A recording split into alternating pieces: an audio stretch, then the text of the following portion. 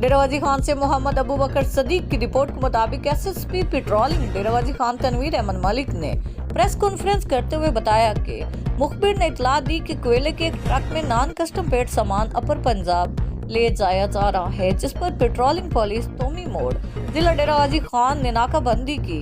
काफी देर बाद मतलूबा ट्रक गया तो उसे रोककर तलाशी ली गई।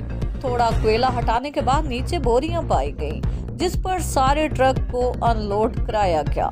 तो ट्रक में से 360 बोरियां छालियां, 148 बोरियां चाइना नमक, 130 बोरियां खुश्क दूध, 59 बोरियां बादाम, 31 बोरियां काजू और 7 बोरियां शापर बरामद हुए। एसएसपी ने बताया कि बरामद होने वाले सामान की मालियत तकरीबन 1 करोड़ 30 लाख है, जबकि ट्रक मालियत तकरीबन 50 लाख हमरा है। टोटल तखमीना मालियती तकरीबन 1 करोड़ 80 लाख है।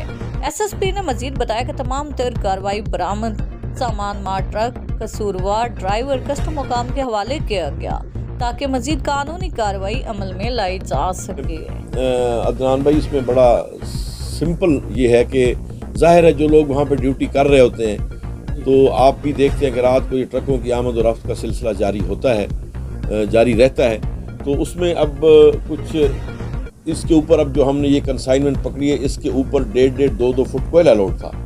इसी तरह बास ट्रक आते हैं जिसके ऊपर फ्रूट लोड होता है, लेकिन उसमें अक्सर ये सुनने में आया है। तो ये तजर्बाती तौर पे अब ये हमारा ये पहला ये वो था, उसमें मतलब ये बात सच साबित हुई है कि उसमें ये स्मगल्ड आइटम होते हैं तो वो स्लिप हो जाता है। मैं ये नहीं कहता कि वो प्रॉपर ड्यूटी नहीं कर रहे, ज़ाहिर है वहाँ पे इतनी पोस्टें हैं बनी हुई हैं, हमारे कस्टम वाले भी हैं, बॉर्डर मिलिट्री पुलिस के लोग भी हैं, तो जो उनसे बचता है तो उसको फिर हम शिकार कर लेते हैं।